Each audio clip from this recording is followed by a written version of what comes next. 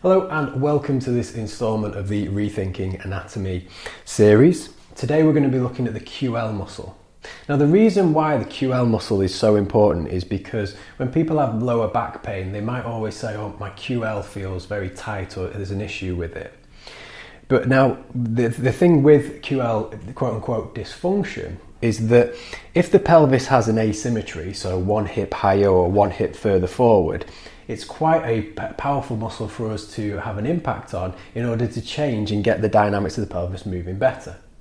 So from an anatomical point of view, we have the lower lumbar vertebra, so we have L5, 4, 3, 2, 1 here.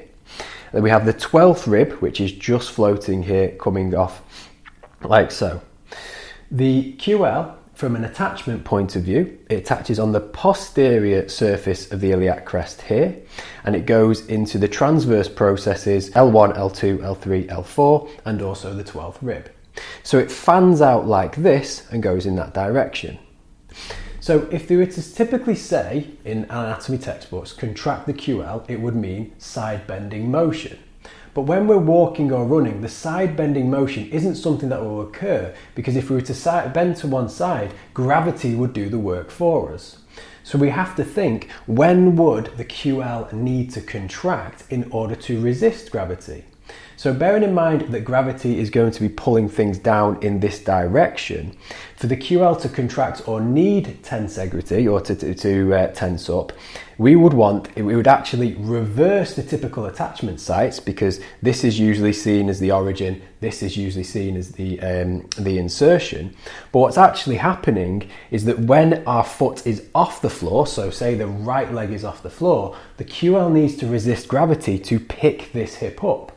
So in order to clear the ground, so in order for this leg to clear the ground as it's swinging through, that would be the QL contracting. At the same rate, we're going to have a slight lean into that position as we drive our arm backwards, so it's this rotation.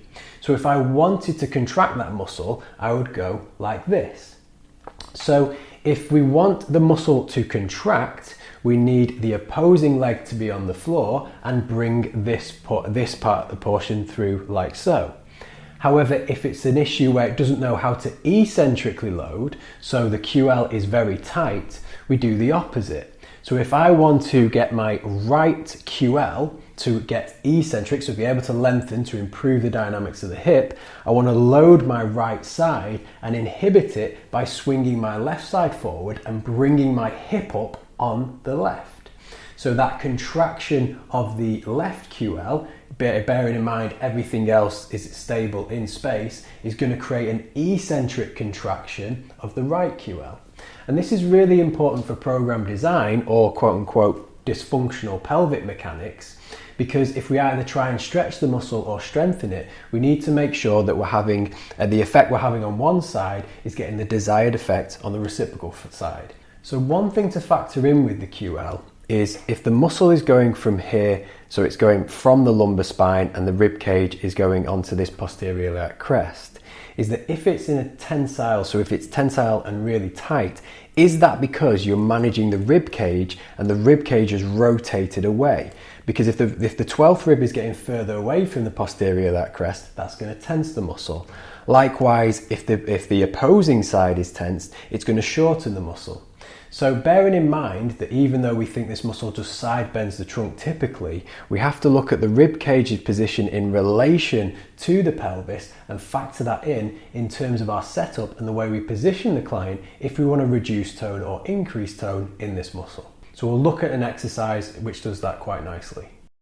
So this is an exercise we're going to do to target the QL muscle, but also get some stimulation on every part of the body. And what you'll notice when doing this is that a client may do it on one side and it feels very easy, and they do it on another side and it feels very challenging. But we have to think to ourselves, how do we get that muscle to work through its full range of motion but actually to do its job? And as we've already established, is for muscles to work, they have to withstand gravity. If my pelvis is falling down in that position, the QL has to work or contract to pull it up. So we need this motion to be occurring in order for that muscle to contract. But as we've also said, is that movement in the rib cage is really going to impact the muscle as well due to its attachment on the 12th rib.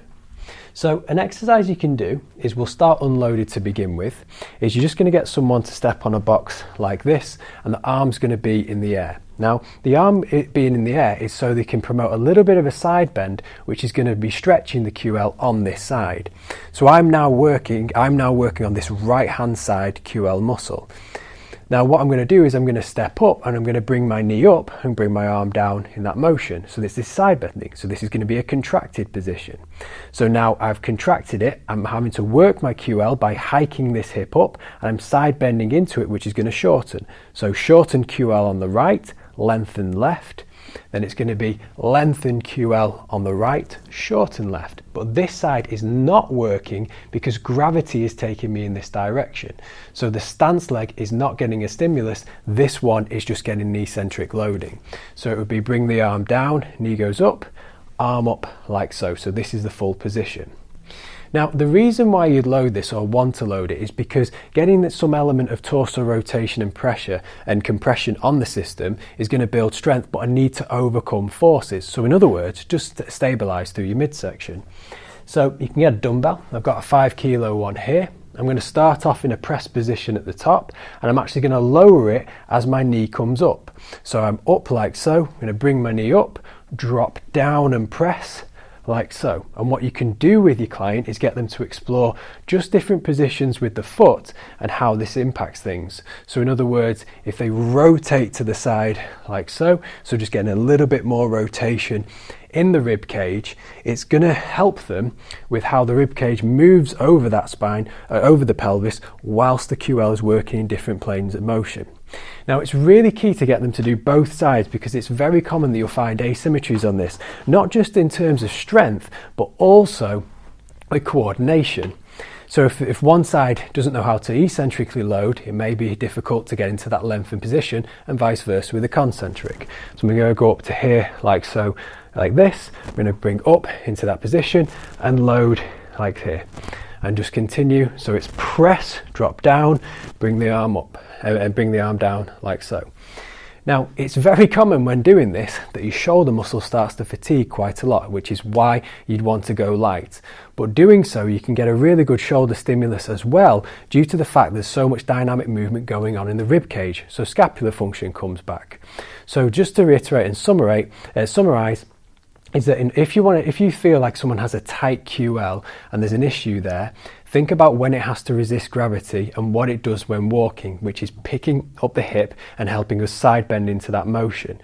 Now, what's going on here is if something's contracted, the actual loading is because we're dropping the hip down and having to press up, so we're having to overcome force in this direction. We'll open this side, giving that eccentric stimulus, and we give it a concentric stimulus when we bring our knee up and hand down like so, and side bending into that position. So we get the best of both worlds in contracting it shortened and lengthened.